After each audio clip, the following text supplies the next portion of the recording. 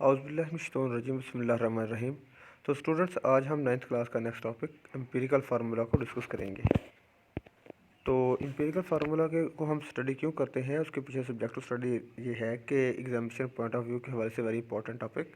उसके बाद ये लिखा है उसने कि it tells us the number of elements in compound, यानी कि हमें अगर किसी एम्पिरिकल फार्मूला पता होगा तो एम्पिरिकल फार्मूला से हम एलिमेंट्स के बारे में जान सकते हैं कि ये एलिमेंट्स पाए जाते हैं। चाहे किसी एलिमेंट का मॉलिक्यूलर फार्मूला जितना ही बड़ा क्यों ना हो, उसकी सिंपल रेशियो एम्पिरिकल फार्मूला होती है, तो उसमें हमें एलिमेंट की रिकग्नाइजेशन हो जाती है। और it gives simple ratio of atoms in a compound, यानी कि हमें कंपाउंड एक है जिस जो कि बहुत बड़ा कंपाउंड है, लेकिन उसके अंदर हमें एटम्स की सिंपल रेशो बताता है। यानी कि अगर एक एटम है कि इसकी रेशो 1, रेशो 2 या रेशो इस तरह से, मतलब वो सिंपल किस रेशो से मिले हुए होते हैं। ये रेशो जो होती है वो बाय मैस होती है। उसके बाद लिखा है कि लर्निंग ऑब्जेक्टिव्स, यानी कि आज की टॉपिक में हम जो है जो जो जो चीज़ें सीखेंगे उनमें क्या चीज़ें हैं कि हमारे पास जो है कि हम know the types of chemical formula, हमें केमिकल फार्मूला की टाइप्स के बारे में पता चल जाएगा कि केमिकल फार्मूला की कौन कौन सी टाइप्स हैं। एम्पिरिकल फार्मूला को स्टडी करेंगे, उसकी एग्जांपल देखेंगे। हम ये डिटरमाइन कर सकते हैं कि एम्पिरिकल फार्मूला किसी का कंपाउंड का कैसे डिटरमाइन कर सकते हैं, कैसे फाइंड कर सकते हैं, फार्मूला यूनिट क्या होता है, और आयनिक कंपाउंड के लिए एम्पिरिकल फार्मूला क्या होता है उसको डिस्कस करेंगे। तो चलते हैं हम टाइप्स ऑफ केमिकल फार्मूला। तो लिखा there are 2 types of chemical formula. ये केमिकल फार्मूला की 2 टाइप्स हैं, एक है सिंपल फार्मूला, दूसरा है एक्चुअल फार्मूला। सिंपल फार्मूले को हम एम्पिरिकल फार्मूला कहते हैं और एक्चुअल फार्मूले को मॉलिक्यूलर फार्मूला कहते हैं। तो यही टॉपिक है आज का हमारा, एम्पिरिकल फार्मूला। तो एम्पिरिकल फार्मूला की डेफिनेशन ये है कि it is the simplest whole number ratio of atoms present in a compound, यानी कि एक कंपाउंड है हमारे पास, उसके अंदर जो एटम्स की है, यानी कि एलिमेंट्स की जो सिंपल रेशियो वो बताता है आपको, यानी कि जो एटम है वो सिंपल किस रेशियो से आपस में मिले हुए हैं। लाइक एस हमारे पास एम्पिरिकल फार्मूला बेंजीन का CH है। इसका मतलब है कि एक कार्बन और एक हाइड्रोजन की रेशियो मिली हुई है, यानी कि जो जितना भी बेंजीन का कंपाउंड होगा उसके अंदर जो रेशियो आएगी, कार्बन एक होगा, हाइड्रोजन एक होगा, चाहे वो जितने मर्जी क्यों ना हो। ग्लूकोज जो है उसके अंदर जो है कि CH2O, यानी कि कार्बन 1, हाइड्रोजन 2 और ऑक्सीजन 1, यानी कि ये इन रेशियो से मिलकर ये कंपाउंड ग्लूकोज बना हुआ होता है। डिटर्मिनेशन को लिखा हमारे पास कि जो हम एम्पिरिकल फार्मूला को कैसे डिटरमाइन कर सकते हैं। तो empirical formula of a compound is determined by knowing the percentage composition of a compound, यानी कि हमें जो एम्पिरिकल फार्मूला है वो हम फाइंड कर सकते हैं bye knowing the percentage composition. Percentage composition का मतलब ये है कि हमें एक कंपाउंड के अंदर हर एलिमेंट की परसेंटेज के बारे में जानना होगा कि हर एलिमेंट जो है वो कितनी कितनी परसेंटेज में मौजूद है। जब हमें परसेंटेज बाय मैस आ जाएगी तो हम उनके उसके जो मैसेज निकालेंगे, और मैसेज से हम क्या निकालेंगे, देखिए mass of each element calculated compound, और उसके बाद हम निकालेंगे उनके मोल। देखिए जो उनके मोल कैलकुलेट करेंगे, और जब मोल कैलकुलेट हो जाएंगे सबके, फिर हम उसकी रेशियो निकालेंगे, यानी कि हमें पता चल जाएगा कि इसकी रेशियो ये है। लाइक इस कार्बन की रेशियो 1 आ रही है या 2 आ रही है या जितनी भी आ रही है। इन केस अगर फ्रैक्शन में आती है तो हम फिर उसको सिंपल होल नंबर रेशियो भी बना सकते हैं, यानी कि पूरा डिजिट हमने लेके आना है, लाइक इसके पॉइंट में ना हो, वो 1 में ही हो, लाइक 1 2 3 इस डिजिट्स में हूँ। तो ये जो है कि आगे चूँकि फर्स्ट ईयर में मज़ीद जो है इनकी डिटेल दी गई है कि हमारे पास किस तरह से हम एम्पिरिकल फार्मूला को डिटरमाइन कर सकते हैं।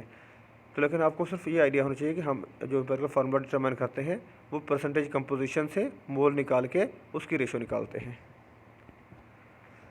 एग्जांपल है कि हमारे पास कि कैसे हम एम्पिरिकल फार्मूला को एलेबोरेट करते हैं। तो लिखा उसने हमारे पास कि हाउवर लिखा कि हमारे पास चांदी की एग्जांपल है। यहाँ पे लिखा एक एक हमारे पास कोवलेंट कंपाउंड है, जहाँ पे 2 कोवलेंट कंपाउंड दिए गए हैं, एक सिलिका इनकी सैंड की एग्जांपल दी गई है और दूसरी आपको ग्लूकोज की एग्जांपल दी गई है। सैंड चूँकि हमारे पास एक सैंड का कंपाउंड जो है कि वो SiO2 तो नहीं होता, उसका सिंपल फार्मूला जो है SiO2 होता है।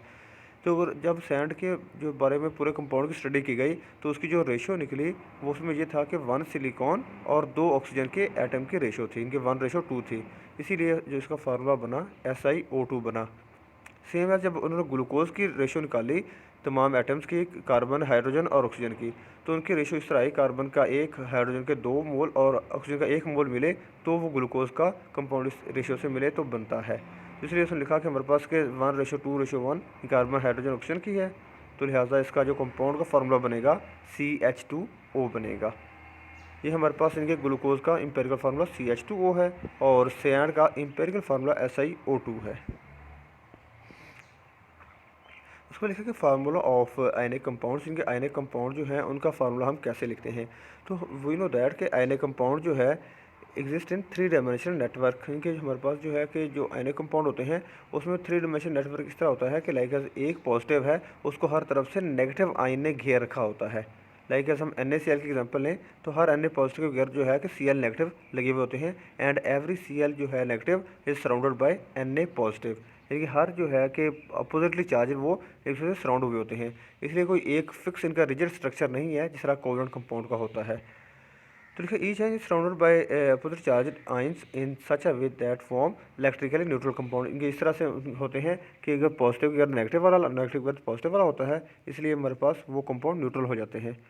तो लिखा है इसलिए हम इनकी जो सिंपल रेशो लिखते हैं वो सिर्फ बाय रिप्रेजेंटिंग, मतलब है कि उनका सिंपल रेशो एटम्स के लेके हम जो है उसको एम्पिरिकल फार्मूला बनाते हैं जो कि उसका फार्मूला यूनिट कहलाता है। हमें एक चीज़ के बारे में पता होना चाहिए, जो कोवलेंट कंपाउंड हैं उनका फार्मूले को हम मॉलिक्यूलर फार्मूला बोलते हैं, जबकि जो आयनिक कंपाउंड का फार्मूला होता है उसको फार्मूला यूनिट बोला जाता है, जो कि उसका एक्चुअल फार्मूला होता है एम्पिरिकल फार्मूला ही होता है, क्योंकि इनका एक्चुअल फार्मूला हो ही नहीं सकता। क्योंकि इसमें यह है कि हर पॉजिटिव गिर्द नेगेटिव चार्जेस घिरे हुए होते हैं, जिसकी वजह से वो मतलब एक पूरा जो है कि यूनिट सेल बनाते हैं जिसके अंदर काफ़ी सारे मतलब है कि पॉजिटिव आयन और काफ़ी सारे नेगेटिव आयन होते हैं।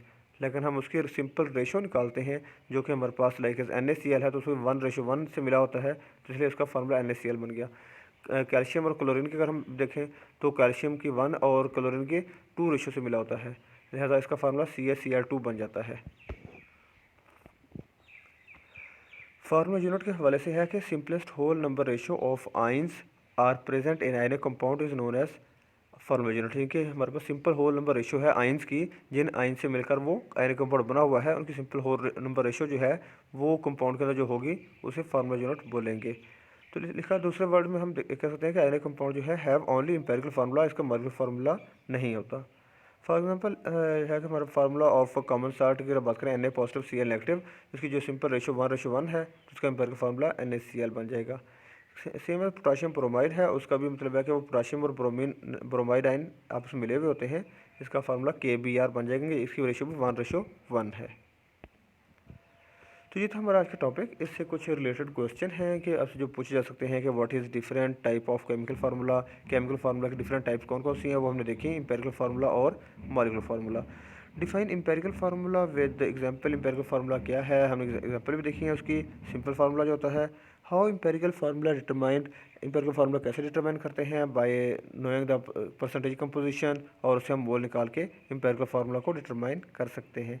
What is formula unit, formula unit हमने देखा कि आयनिक कंपाउंड की नुमाइंदगी करने वाला जो सिंपल यूनिट होता है जो आयनिक कंपाउंड को रिप्रेजेंट करता है उसको फार्मूला यूनिट कहते हैं, जो कि सिंपल होल नंबर रेशो होती है आयंस की।